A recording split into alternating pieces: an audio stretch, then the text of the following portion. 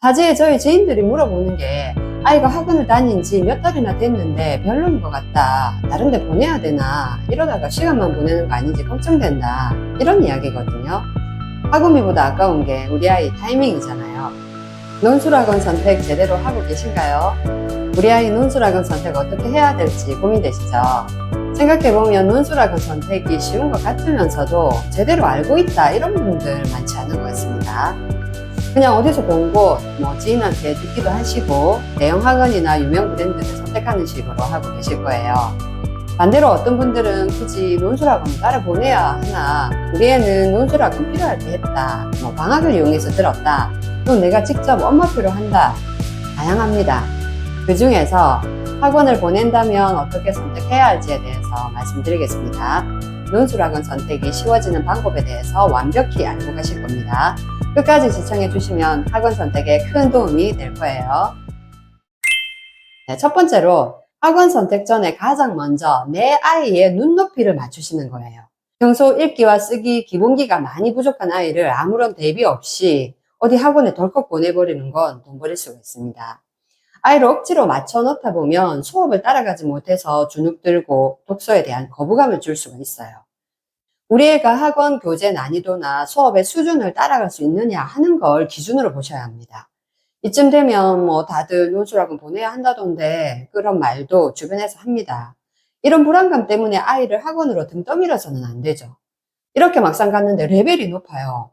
그런 수업에 아이를 억지로 우겨 넣는 건 안 좋은 선택이죠. 내 몸에 안 맞는 옷을 입으면 하루 종일 불편하죠. 바로 아이 수준에 맞지 않는 공부는 매 시간 부담을 줍니다. 눈높이라는 건 학원 수업 레벨에 내 아이를 맞추는 게 아니라 내 아이 수준에 맞는 수업을 받는 거죠. 내 아이 수준에 맞는지는 학원의 읽기 교재나 도서 목록 같은 걸 확인해 볼 수 있습니다.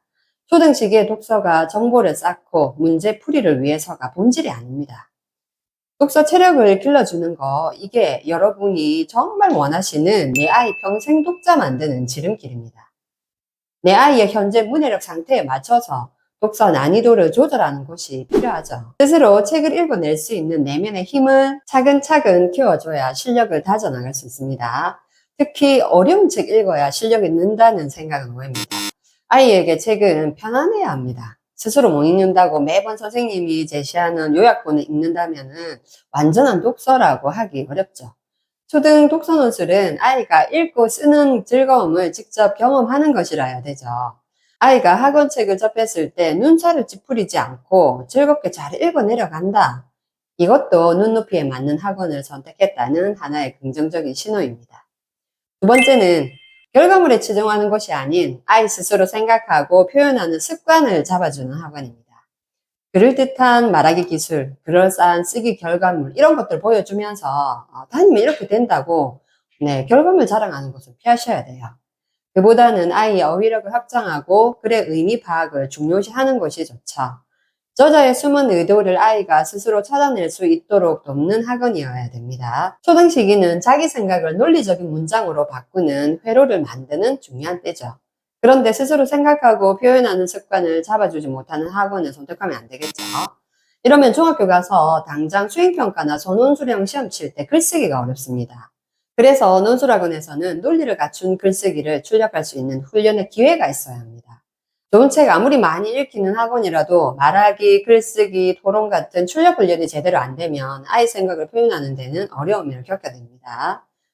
그래서 학원의 외적인 조건보다 학원의 수업 방식이나 내용을 보면서 주입식으로 유도하는지 아니면 논리적인 글로 써내는 훈련까지가 되고 그걸 돕고 있는지를 보시는 겁니다. 세 번째는 숙제와 글 첨삭이 조화를 이루는가 하는 겁니다.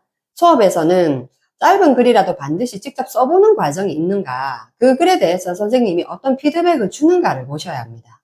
진짜 첨삭은 오타나 맞춤법만 고쳐주는 게 아니죠. 빨간 펜으로 맞춤법 쓱쓱 긋고 참 잘했어요, 도장 쾅.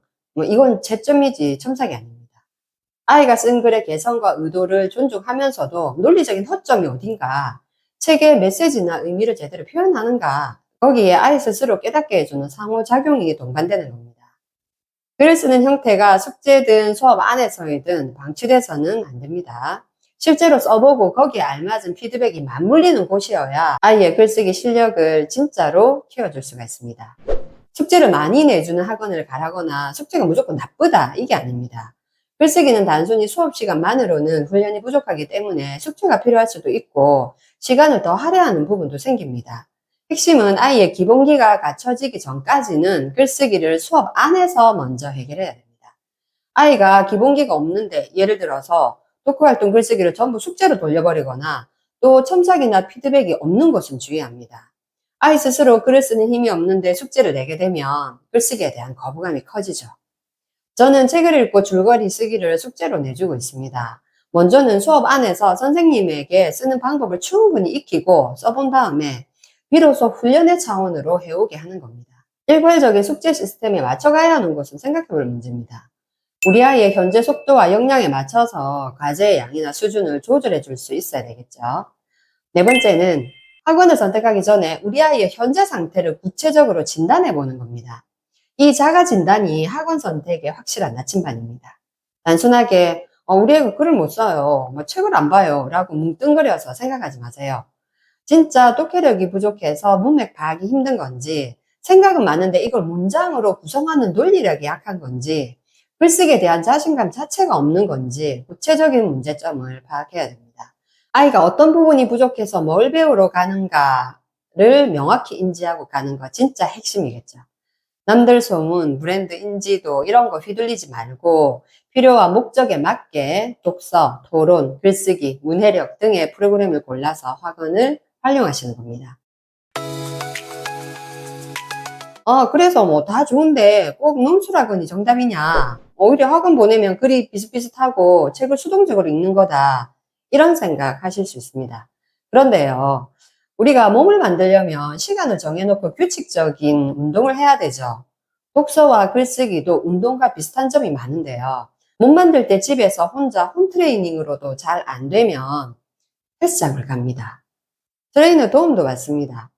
독서 근육, 글쓰기 근육도 집에서 만들기 힘들 때는 학원의 도움을 받는 거죠. 학원은 수업 가기 전까지 책을 꼭 읽어야 하는 게 보통 규칙이죠. 처음에는 강제성이고 수동적인 독서처럼 보일 수 있어요. 하지만 아이들이 로봇이 아닙니다. 선생님과의 약속을 통해서 조금씩 규칙적으로 이렇게 하다 보면 처음에는 시켜서 읽는 것 같아서 싫어할 수 있어요. 그래도 약속된 마음으로 책을 읽어내면서 그 시간 속에서 스스로 마음먹고 독서를 하다 보면 독서 근육을 키워나가게 됩니다. 책 읽기 싫어하는 아이를 바꾸려면 집에서도 규칙적인 뭔가를 해야지, 안 그러면 개선되기가 어려워요. 그쵸? 오늘 말씀드린 학원 선택의 기준과 방법 도움되셨나요? 더 이상 단순한 소개나 광고 문구에 휘둘리지 않고 우리 아이에게 맞는 논술학원을 현명하게 선택해 보시기 바랍니다. 감사합니다.